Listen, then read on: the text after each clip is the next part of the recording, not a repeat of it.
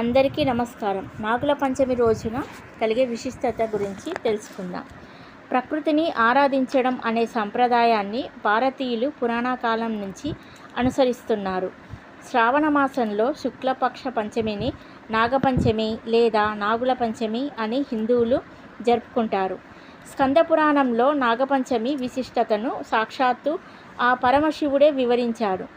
ఆదిశేషుని సేవకు సంతోషించిన శ్రీ మహావిష్ణువు ఓ వరం కోరుకోమంటే అందుకు శేషుడు తాము ఉద్భవించిన పంచమి రోజు సృష్టిలోని మానవాళి అంతా సర్పపూజలు చేయాలి అని ప్రార్థించాడు. ఆదిశేషుని కోరికని మన్నించిన శ్రీ మహావిష్ణువు శ్రావణ శుద్ధ పంచమి రోజున సర్పపూజలు చేస్తారని అనుగ్రహించాడు. నాగుల పంచమి రోజు చాలా శక్తివంతమైన రోజుగా పరిగణిస్తారు. అయితే ఈ రోజు పూజ చేయలేని వారు మళ్ళీ శ్రావణ బహుళ పంచమి రోజు చేసుకోవచ్చని. అయితే ఈ నాగపంచమి రోజు ఏం చేయాలి అంటే చూస్తే గనుక నాగపంచమి రోజున ముందుగా ఇల్లు శుభ్రం చేసుకుంటారు. తలంటు స్నానం తర్వాత నిత్య పూజ పూర్తి చేస్తారు. దగ్గరలో ఉన్న పుట్ట వద్దకు వెళ్ళి నీళ్లు చల్లి ముగ్గు వేసి పసుపు కుంకుమలు పెట్టి గంధం చిలకరిస్తారు. దీపం అగరబత్తీలు సుగంధి వెలిగించి అనంత తక్షక వాసుకి కర్కోటక పింగళ ఈ 5 నాగదేవతలను మనసులో స్మరించుకొని భక్తిగా నమస్కరిస్తారు. అలాగే ఈరోజు ఉపవాసం కూడా చూసినట్లయితే పాలు పండ్లు నాగపడిగెలు నువ్వులు జొన్న ప్యాలాలు పంచామృతం మొదలగు వాటిని నైవేద్యంగా నాగదేవతకు సమర్పిస్తారు. ఇక నాగపంచమి పూజ చేసేవారు పగలు అంతా ఉపవాసం ఉండి రాత్రికి భోజనం చేస్తారు. అంతకంటే ముందు 5 అతిథులను ఇంటికి ఆహ్వానించి ప్రసాదం ఇచ్చి విందు భోజనం పెడతారు. శక్తి లేని వారు కనీసం ఒక్కరికైనా భోజనం పెట్టి ఆ తర్వాతే వారు తీసుకుంటారు.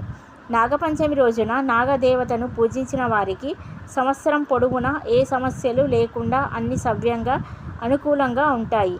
నాగపంచమి సంతాన సంబంధమైన విషయాలలో శుభాన్ని కలిగిస్తుంది. అదేవిధంగా నాగపంచమి రోజున నాగులను పూజించిన వారికి విషభావాలు ఉండవు. పవిత్రమైన ఈ రోజున సర్వస్తోత్రాన్ని పారాయణం చేసిన వారికి ఇంద్రియాల వల్ల ఏర్పడే రోగాలు బాధించవు. సంతానం లేని దంపతులు నాగపూజ చేస్తే వారికి వంశాభివృద్ధి కార్యసిద్ధి అనేవి జరుగుతుంది. కాలసర్ప నాగదోష అనేవి తొలగిపోతాయి. నాగపంచమిని గరుడ పంచమి అని కూడా అంటారు. నాగుల రాళ్ళు చుట్టాలి అన్నవాళ్ళు నాగుల రాళ్ళకి ధూప దీప గంధ పూలు చలివిడి నువ్వుల ఉండలు ఇలా అన్నీ కూడా నైవేద్యంగా పెట్టి ముఖ్యంగా పెళ్లి కాని వారు సంతానం లేని వారు ఉద్యోగంలో సమస్యలు ఉన్నవాళ్ళు అలాంటి వాళ్ళు అంతా రాహుకాల సమయంలో పూజ చేసుకుంటే చాలా మంచిది. 3 సార్లు చుట్టూ దారంతో చుట్టి ఆ తర్వాత పూజ చేసుకోవాలి.